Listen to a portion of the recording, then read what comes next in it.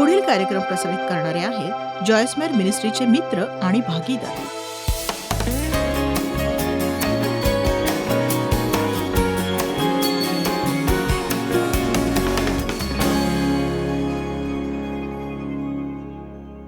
ही सगळी देवाची करणी आहे. त्याने स्वतःबरोबर आपला समेट ख्रिस्ताद्वारे केला, आपल्याला कृपेद्वारे प्राप्त झाले, आपल्याला त्याच्याबरोबर ऐक्यात आणले आणि समेटाची सेवा आम्हाला दिली. वचन 19 म्हणजे जगातील लोकांची पातके त्यांच्याकडे न मोजता देव ख्रिस्तामध्ये स्वतःबरोबर जगाचा समेट करीत होता आणि त्याने आपल्याकडे समेटाचे वचन सोपून दिले, पातके रद्द करून.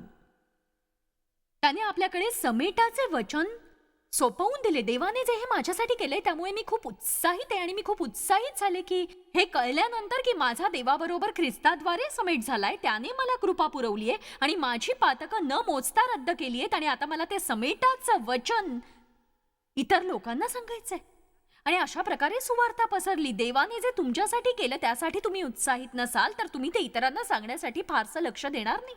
पण जेव्हा तुम्ही उत्साहित असता तुम्हाला तुमच्या मुखाला आवर घालणं कठीण असतं.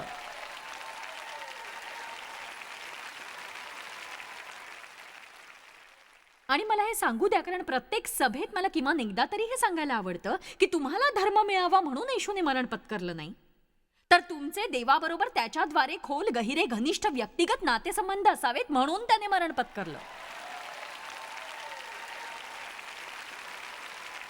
आणि बऱ्याच लोकांना पराभूत झाल्यासारखं वाटतं. त्याचं एक कारण म्हणजे कधी कधी नेहमीच नव्हे पण कधी कधी धार्मिक संस्था नियम आणि कायद्यांचा ठीक देतात अनुसरण्यास. हे करा, ते करा, ते करा, हे करा, हे करा, ते करा, हे करा, तुमचे केस कापा, तुमचे केस वाढवा, वेशभूषेत बदल घडवा, मेकअप करा, दागिने घालू नका, साधे राहा वगैरे वगैरे. तुम्ही या बाह्य गोष्टी करण्यात इतके व्यस्त होता आणि नेहमीच ते करण्यात चुकत राहता आणि तुम्हाला खूप अधिकाधिक दयनीय वाटतं. आपण रविवारी सकाळी चर्चमध्ये उभं राहून जर असं म्हणू शकलो की मी ख्रिस्तामध्ये देवाचं नीतिमत्व आहे, मी कोकऱ्याच्या रक्तामध्ये धुतले गेले आहे, देवाची माझ्यावर कृपा आहे, माझ्या पातकांना माफ केले आहे.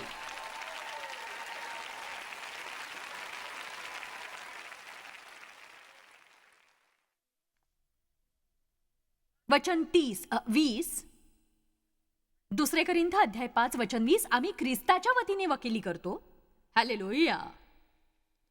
म्हणून देव आम्हाकडून विनवीत असल्यासारखे आम्ही ख्रिस्ताचे वैयक्तिक प्रतिनिधी म्हणून ख्रिस्ताच्या वतीने वकिली करतो. देवाबरोबर समेट केलेले असे तुम्ही व्हा अशी आम्ही ख्रिस्ताच्या वतीने विनंती करीतो. तेव्हा बघा, आज मी तुमच्याकडे तोच संदेश घेऊन आले आहे जो पौलाने दिला होता आणि मी तुम्हाला विनंती करतेय, ख्रिस्ताबरोबर समेट करा. तुम्ही बायबल काय सांगतं त्यावर विश्वास ठेवण्याची विनंती आहे माझी. विश्वास ठेवा की तुमची पातकं रद्द करण्यात आली आहेत. विश्वास ठेवा, देव तुमच्यावर नाराज नाहीये. तुम्हाला दोष आणि अपराधी भावनेत राहण्याची गरज नाहीये. तुमचा भूतकाळ तुमच्या भविष्यावर हुकूमत चालवणार नाही. म्हणजेच मी केवळ तुम्हाला निसरड्या वाटेवरून सोडवण्याचा मार्ग दाखवत नाहीये. मला म्हणायचे की जे देवावर प्रेम करतात त्या लोकांबरोबर मी बोलतेय आणि त्यांना शक्य होईल तितकं ते उत्तम दररोज करू शकतात. पण बघा, त्याच्या मध्यावर आपण चुका करतोच. तो म्हणतो आम्ही ख्रिस्ताच्या वतीने वकिली करतो, देवाबरोबर समेट केलेले असे तुम्ही व्हा असे आम्ही ख्रिस्ताच्या वतीने विनंती करीतो. बघा, देव माझ्यावर प्रीती करतोय, तो माझ्यावर नाराज नाहीये. देवाची माझ्या जीवनासाठी एक चांगली योजना आहे. मला देवाबरोबर उभं राहण्याचा अधिकार आहे. बघा, तुम्हाला खूप उत्साहित झाल्यासारखं वाटेल. तुम्ही देवाची समक्षता अनुभवाल. तुम्ही अधिक स्पष्टपणे जाणून घ्याल जेव्हा देव तुमच्या बरोबर कार्य करतोय. आता माझ्या आवडत्या वचनांपैकी वचन 21 तुमच्या आमच्याकरिता माझ्याकरिता ज्याला पाप ठाऊक नव्हते त्याला त्याने तुमच्या आमच्याकरिता पाप असे केले यासाठी की आपण त्याच्या ठाई देवाचे नीतिमत्व धारण करीत असे दिसत असलेले आणि उदाहरण असे व्हावे. जे आपण असायला हवे, संमती मिळालेले आणि स्वीकारलेले त्याच्या बरोबरील योग्य नातेसंबंधात त्याच्या चांगुलपणाने. बघा, तुम्ही कदाचित सगळ्या गोष्टी योग्य करत नसाल, पण देवाचं सत्य वचन वस्तुस्थिती जोडून घेतं. जग सगळी वस्तुस्थिती धरून ठेवतं. माझ्याकडे वस्तुस्थितीपेक्षाही काही महान आहे, माझ्याकडे सत्य आहे. आमेन. बघा, याबाबत बराचसा गोंधळ आहे. वस्तुस्थिती ही वस्तुस्थिती असते आणि ती खरी असते. डॉक्टरही कदाचित तेच सांगतात, बॉसही तेच सांगतो, जोडीदारही तेच सांगत असतो. पण आपल्याकडे देववचनाचं सत्य आहे.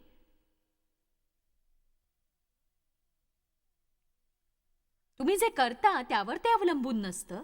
अगदी तेव्हाही जेव्हा देव आपण जे करतो त्याबाबत कार्य करत असतो तेव्हा आपली वर्तणूक वाईट असते. त्याने मी कोण आहे हे बदलत नाही. माझ्या मुलांपैकी एखाद्याने काही चुकीचं केलं तरीही ते अजून मायर्स आहेत. आणि तुम्ही काही चुकीचं केलं तरी अजूनही देवाचं मूल आहात. आणि त्याचं मूल म्हणून तो तुमच्यात कार्य करतो. तुम्ही कसं चालावं हे शिकवतो तुम्हाला. सगळं काही येशूने काय केलं यावर आधारित आहे. आपण काय केलं त्यावर नाही. बायबल सांगतं की आदामाद्वारे सहज पाप स्वीकारले. आपल्याला काही समस्या नाहीये. हो, आदामाने ते दिलं, मी ते घेतलं, मी पापी आहे. कुणालाही त्यापासून समस्या नाहीये. पण मग जेव्हा पवित्र शास्त्र सांगतं त्या एका व्यक्तीद्वारे आपण पाप स्वीकारले, तर मग एका व्यक्तीद्वारे येशू ख्रिस्ताद्वारे नीतिमत्व का स्वीकारत नाही? आदामाद्वारे पाप स्वीकारणं इतकं सोपं कसं, पण ख्रिस्ताद्वारे नीतिमत्व स्वीकारणं इतकं कठीण कसं? हो,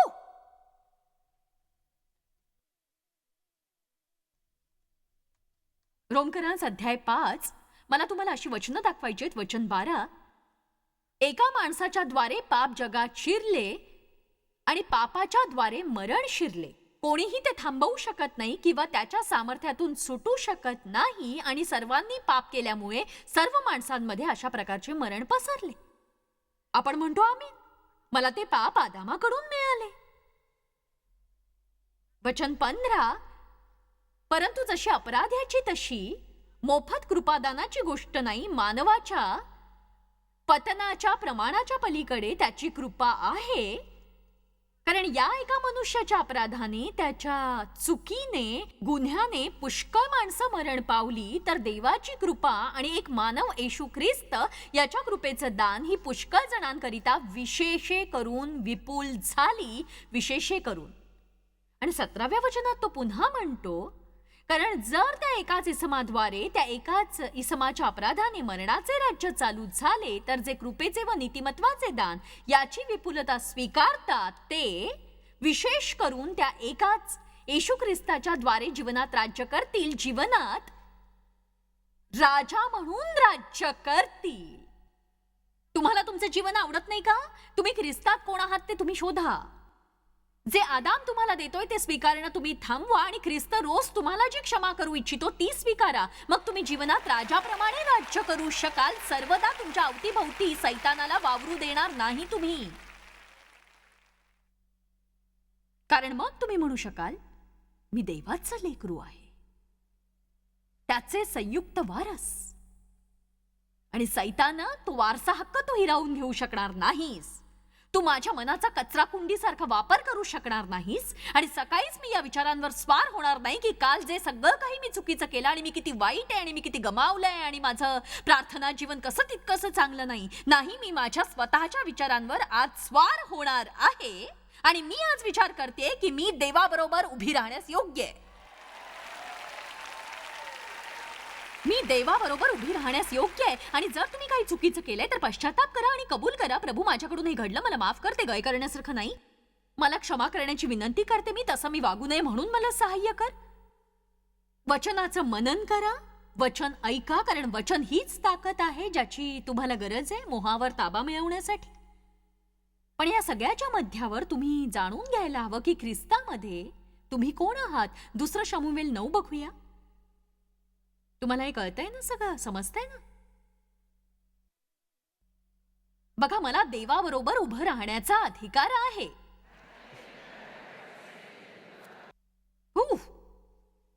बरोबर आहे, मला ठाऊक आहे मला देवाबरोबर उभं राहायचा अधिकार आहे.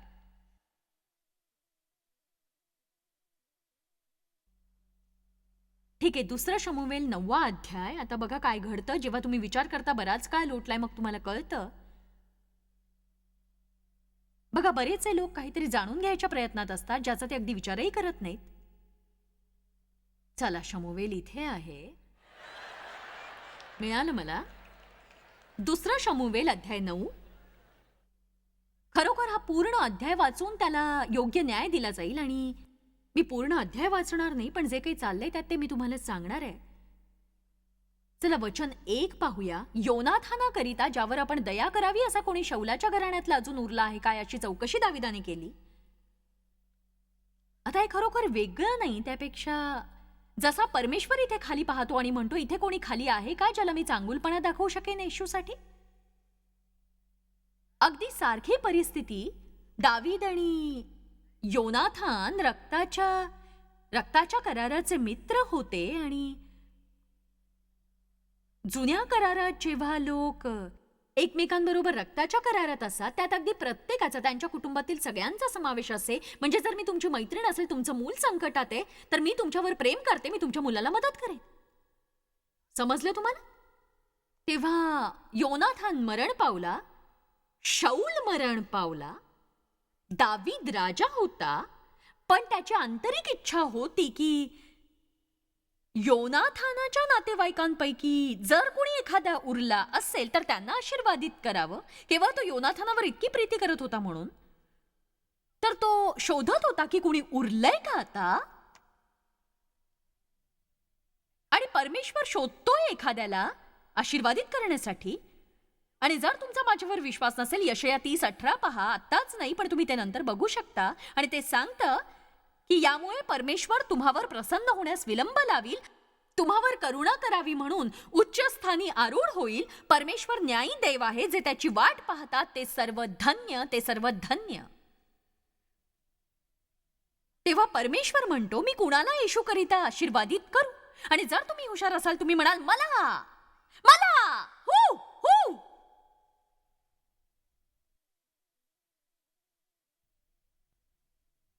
बघा, प्रामाणिकपणे सांगायचं तर पुष्कळ लोक असं बोलण्यासाठी धैर्यवान नाहीत, कारण आपण इतके व्यस्त असतो आपल्या लक्तरांमध्ये आणि टेबलाखालचा चुरा रांगत खाण्यामध्ये. आणि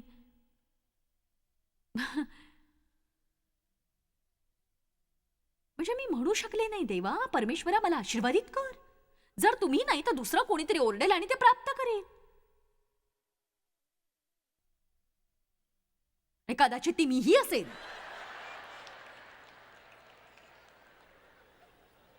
आणि मग त्याला सापडला. योनाथानाला मफीबोशेत नावाचा मुलगा होता. आणि मी खुश आहे, माझं नाव हे असं काही नाहीये. आणि मफीबोशेत दोन्ही पायांनी लंगडा होता. आणि हे घडलं जेव्हा इस्रायल येथून शौल आणि योनाथान यांच्या निधनाचं वर्तमान आलं. दावीद येऊन आता ते हस्तगत करेल. आणि शौल बऱ्याच काळापासून लोकांना खोटं सांगत होता की ते दाविदाला घाबरत होते आणि म्हणून मफीबोशेत 5 वर्षांचा होता. त्याची दाई त्याला घेऊन पळाली. ती घाईने पळत असताना तो खाली पडून लंगडा झाला. आणि तो राहत होता एका लहान शहरात ज्याचं नाव होतं लोदबार. खरंच खूप चांगली जागा नव्हती, ऐकायलाही चांगलं वाटत नाही आणि चांगली नव्हतीच. बघा, जेव्हा तुमची स्वतःबाबत चुकीची धारणा असते तर मग तुमची जीवनशैली खालची असेल, जरी कधी काहीतरी तुम्हाला उपलब्ध असलं तरी. कारण हे सगळं तुम्ही स्वतःला कसं बघता यावर असतं. स्वतःबाबत काय विचार करता, तुमचा स्वतःचा विचार, त्यावरच टिकून राहा विश्वासून. आमेन. वचन 6. मफीबोशेत बिन योनाथन बिन शौल याने येऊन दाविदास भूमीपर्यंत लावून दंडवत घातले. दावीद म्हणाला, मफीबोशेथा. तो म्हणाला, आपला दास हजर आहे. दावीद त्यास म्हणाला, भिऊ नको. तुझा बाप योनाथन याच्याकरिता मी तुझवर अवश्य दया करीन. तुझा बाप शौल याची सर्व जमीन तुला परत देईन आणि तू नित्य माझ्या पंक्तीस भोजन करावे. आणि लंगडा, आता वचन 8 पहा. आणि तो लंगडा प्रणाम करून म्हणाला, आपण अशा मजसारख्या मेलेल्या कुत्र्यावर कृपादृष्टी करावी असा आपला दास कोण आहे. आता इथे आपण पाहतोय की तो रक्ताचा नातेवाईक होता राजाचा कराराद्वारे, जो बाहेर लोदबारमध्ये राहत होता, राजाच्या पंक्तीत तो नित्य भोजन करीत होता, जमिनीचा मालक झाला, सन्मान होता, सेवक होते, राजाने हे सर्व त्याला दिलं आणि त्याला फक्त काय करायचं होतं तर राजवाड्याचं दार ठोठावायचं होतं. तो आधी का गेला नव्हता? कारण त्याने स्वतःला एक लंगडी व्यक्ती म्हणून पाहिलं होतं. आणि मी हे त्या लोकांशी जोडतेय जे लोक कमकुवत आणि अकार्यक्षम असतात, जे चुका करतात आणि तडा गेलेलं वैगुण्य, दोष वाटतं वगैरे वगैरे. मला हे वाचायला वेळ नाहीये सगळं. शेवटचं वचन 13. मफीबोशेत यरुशलेमेत राहिला, कारण तो राजाच्या पंक्तीस नित्य भोजन करत असे, जरी तो दोन्ही पायांनी लंगडा होता तरी. तर मग याचा अर्थ काय? मी राजाच्या पंक्तीस बसू शकेन जरी माझ्यात थोडेफार वैगुण्य असेल आणि थोड्याफार इतर गोष्टी असतील माझ्या व्यक्तिमत्वात, आणि अजूनही कधी कधी माझं तोंड मला त्रासात पडतं, आणि अजूनही कधी कधी माझ्या रागाचा पारा चढतो थोडक्यातच, आणि अजूनही कधी कधी मी तितकी प्रेमळ आणि सहनशील नसते जशी असायला हवी, किंवा थोडासा स्वार्थीपणा दाखवते, तरी मी प्रभूला मला माफ करण्याची विनंती करू शकते आणि अगदी आतमध्ये जाऊन राजाबरोबर पंक्तीस बसू शकते आणि जेवू शकते. मी जीवनामध्ये राजाप्रमाणे राज्य करू शकते, कारण प्रभूशी मी अंतःकरणाने प्रामाणिक आहे. चुकीच्या प्रकारे मला वागायचं नाहीये. माझी बदलण्याची इच्छा आहे. बघा, प्रभू बरोबर उभं राहण्याचा आपल्याला अधिकार आहे. दुसऱ्या गोष्टींविषयी मला आज तुमच्याशी जरा बोलायचंय. तुमच्या उद्देशांवर विचार करा. गरज आहे. बघा, उद्देशांवर विचार करा. मी भीतीपुढे झुकणार नाही. मी भीतीपुढे झुकणार नाही. आता सरळपणे सुरुवातीला ही भीती पूर्णपणे जात नाही. तर जेव्हा बायबल सांगतं की परमेश्वराने तुम्हाला भीतीचा आत्मा दिला नाही, याचा अर्थ असा नाही तुम्हाला कधीच भीतीची भावना जाणवणार नाही. वस्तुतः जेव्हा परमेश्वर पुष्कळांना बायबलमध्ये सांगतो भिवू नकोस, भिवू नकोस, भिवू नकोस, म्हणजे मुळात तो त्यांना सांगतोय की भीती ही तुमच्या पुढे येणारच. परमेश्वराने जेव्हा यहोशवाला मोशेची जागा दिली, इस्रायली लोकांचं नेतृत्व करून त्यांना वचनदत्त भूमीत नेण्यासाठी, परमेश्वर म्हणाला भिवू नकोस, खंबीर हो, हिम्मत धर, नियमशास्त्र काळजीपूर्वक पाळ. नियमशास्त्राचा हा ग्रंथ तुझ्या मुखी सदैव असू दे. त्यात जे काही लिहिलंय ते तू काळजीपूर्वक पाळ. रात्रंदिवस त्याचं मनन कर. घाबरू नकोस, मात्र घाबरू नकोस, खंबीर हो, खूप हिम्मत धर. तर परमेश्वर त्याला काय सांगत होता की तू पुढे जात राहा. हरकत नाही, तुला जे वाटतंय ते काय आहे, तुला ठाऊक आहे मी तुला काय करायला सांगतोय. तू एका पुढे एक पाऊल पुढे टाकून फक्त पुढे जात राहा, कारण भीती म्हणजे दूर जाणं किंवा पळ काढणं होय.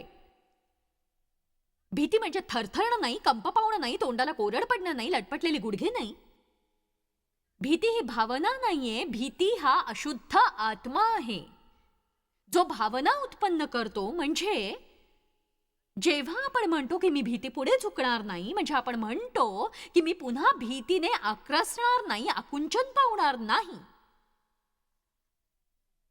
मोठ्या विश्वासाऐवजी भीतीमुळे आपला अल्पसा विश्वास होतो, आणि जर आपण बऱ्याच काळापर्यंत असे गोंधळलो तर आपला काहीच विश्वास उरणार नाही. भीतीने तुम्ही आकंचून जाऊ नका. कदाचित एखाद्या गोष्टीत पुढे जात असाल आणि तुम्हाला वाटत असेल जणू काही परमेश्वर तुमच्याशी बोललाय, काहीतरी असं घडतं की तुम्हाला वाटतं हे नाही होऊ शकणार, असं काहीतरी घडतं ज्यावरून दिसतं की लोकांना ते पटलेलं नाही. कदाचित ती गोष्ट तुम्ही करता जी देवाला वाटतं तुम्ही करावी. तुम्ही काही मित्र गमावता, प्रतिष्ठा गमावता, आणि मग जेव्हा तुम्हाला ती भीती वाटते तेव्हा पहिला परिणाम म्हणजे पुन्हा आकुंचन पावता. म्हणूनच जेव्हा परमेश्वर म्हणतो भिवू नकोस, तेव्हा परमेश्वर म्हणतो काही हरकत नाही, तुम्हाला काय वाटतंय तुम्ही एका पुढे एक पाऊल टाकत राहा, आणि मी तुम्हाला जे करायला सांगितलंय असा जो तुमचा विश्वास आहे ते करा. हा केवळ एकच मार्ग आहे भीतीला पराजित करण्याचा. ख्रिस्ती लोकांसाठी भीतीसाठी स्वीकारण्यायोग्य एवढा एकच दृष्टिकोन आहे, आणि तो म्हणजे मी भिणार नाही, मी घाबरणार नाही. तेव्हा मी तुम्हाला प्रोत्साहित करते या विधानावर मनन करण्यास आणि तुमच्या मनात पुन्हा आणि पुन्हा ते घोळवण्यास.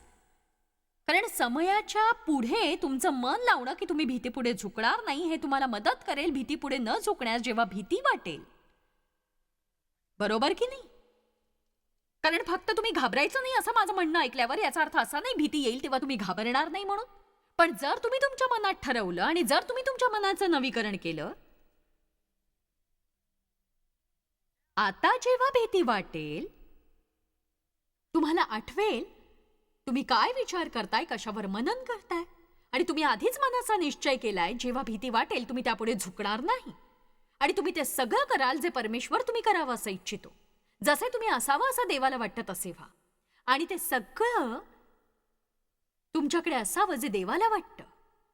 तेव्हा बऱ्याच लोकांवर भय राज्य करतं, भवितव्याचा नाश होतो, भीतीमुळे सगळ्या प्रकारचं भय, वेदनेचं भय, सुखविलास नसण्याचं भय, त्यागाचं भय, तुम्हाला सगळं काही एकट्याला करायला लागेल याचं भय, तुम्ही प्रतिष्ठा गमवाल याचं भय, मित्र गमवाल याचं भय, कुणालाही तुम्ही आवडणार नाही, लोकांना समजणार नाही, तुम्ही देवाला गमवता याचं भय, जर देव नसेल तर भीती भीती भीती.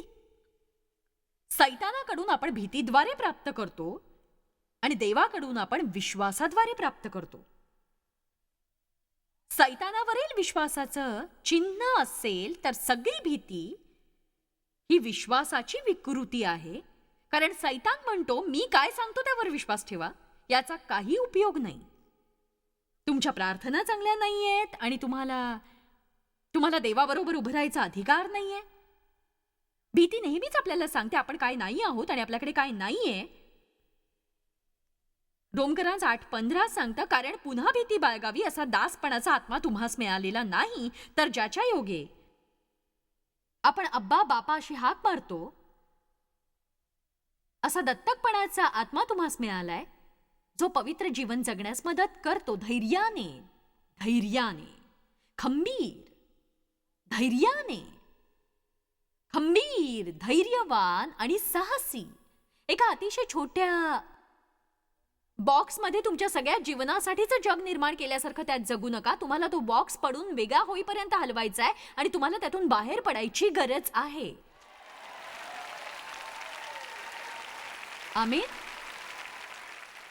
मी एका लहान मुलाची गोष्ट ऐकली जो लंगडा होता, आणि ही खरी गोष्ट आहे. ही बऱ्याच वर्षांपूर्वीची गोष्ट आहे, जेव्हा त्यांना खूप मदत मिळत नसे, काही अशा आजारांसाठी जे आज मिळते, आणि म्हणून तिथे खरोखरच त्या मुलासाठी काही करू शकतील असं डॉक्टरांना वाटत नव्हतं. आणि त्याच्या आईने एक लहानसा बॉक्स त्याच्यासाठी तयार केला, एका नारंगी क्रेटपासून, आणि फरफटत नेण्यासाठी तिने त्याला एक दोरखंड बांधला आणि तिच्या कमरेभोवती बांधला, आणि अशा प्रकारे की ती त्याच्याबरोबर सगळीकडे वावरू शकेल, लक्ष ठेवू शकेल त्याच्यावर, ती घरातली कामं करायची सगळी.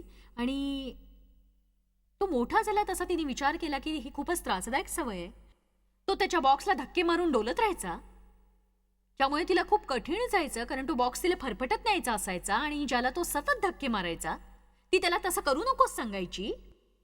ती त्याला म्हणायची तसं करू नकोस, तो धक्के मारायचा. ती त्याला म्हणायची तसं करू नकोस, तो धक्के मारायचा. कधी कधी इतका जोरात धक्के मारायचा की तो वळून पलटायचा, त्यातून बाहेर पडायचा, आणि ती पुन्हा आत ठेवायची.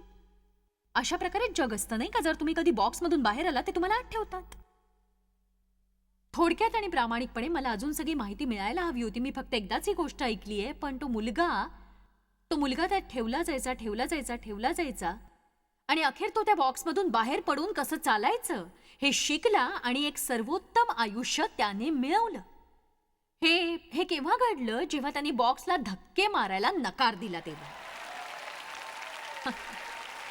आणि तुमच्यातील काहींनी हा निर्णय घेण्याची गरज आहे की तुम्ही तुमच्या बॉक्सला धक्के माराल तोपर्यंत, गोष्टी पडून वेगळ्या होणार नाहीत तोपर्यंत, आणि तुम्ही शिकाल कसं बसायचं, कसं उभं राहायचं, तुम्ही शिकाल कसं चालायचं, तुम्ही शिकाल शर्यत कशी धावायची, आणि तुम्ही ते सगळं काही कराल जे देवाने तुम्हाला दिलंय. जर तुम्हाला ठाऊक आहे की तुम्ही केवळ एकच व्यक्ती आहात जे ते योग्य रीतीने करू शकेल. कारण आपली एक सगळ्यात मोठी भीती आहे की लोक लोक लोक लोक लोक लोक ते असं म्हणतात, ते असा विचार करतात. का आपण त्यांना आपलं आयुष्य चालवू देतो सांगा मला. तुम्ही विचार करणं थांबवाल का ते कोण आहेत म्हणून? तुम्ही फक्त लोकांचं ऐकता. एक सांगू, ते असं नाही होऊ शकणार. एक सांगू का तुम्हाला, ते असं म्हणतायत की सध्या असं आहे, ते असं म्हणतायत सध्या तसं नाहीये. ते म्हणतात एके दिवशी मी विचार केला, ते कोण आहेत जे माझं आयुष्य चालवतात, मला ठाऊकही नाही ते कोण आहेत. आमेन. किंवा पुढच्या वेळी कोणीतरी म्हणालं ते, तर तुम्ही म्हणा ते कोण आहेत. मला काही नावं हवी आहेत.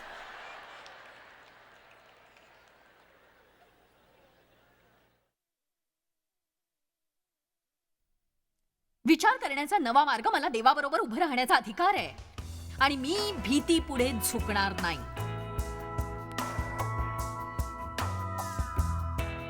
मला सांगायला आवडेल की जिथे मन जातं तिथे माणूस जातो. याचा अर्थ असा की आपण बाबींचा आधी विचार करतो आणि मग कृती करतो. म्हणून आपण गोष्टींवर हेतुपूर्ण विचार करायला हवा आणि जे जे डोक्यात येईल त्या बाबतीत विचार करणं थांबवायला हवं. आपण तुम्ही विचारपूर्वक जीवनाची दिशा बदलू शकता, हेतुपूर्वक विचार करून केवळ डोक्यात येतील तशा विचारांप्रमाणे वागून नव्हे. आणि म्हणूनच योग्य विचार करायला शिका, म्हणजे तुमचं जीवन बदलून जाईल. जॉयस्मायर मिनिस्ट्रीज करता तुम्ही खूप मौल्यवान आहात. आम्हाला तुमचं कौतुक आहे आणि जगभरामध्ये हे सेवा कार्य शक्य करण्याकरता आम्ही आमच्या मित्रांचे आणि पार्टनर्सचे आभारी आहोत. आम्ही एकत्रितपणे भुकेल्यांना खाऊ घालतो, गरिबांना वस्त्र देतो आणि राष्ट्रांना सुवार्ता सांगतो. तुमच्या प्रार्थनेच्या विनंतीकरता आमच्याविषयी आणखी माहिती मिळवा. जॉयसच्या कॉन्फरन्सच्या तारखा पहा आणि ख्रिस्ताची प्रीती जगभरामध्ये पसरवण्याकरता आमचे सहभागी व्हा. याचा सर्व खर्च जॉयस्मॅर मिनिस्ट्रीचे मित्र आणि भागीदार करत आहेत.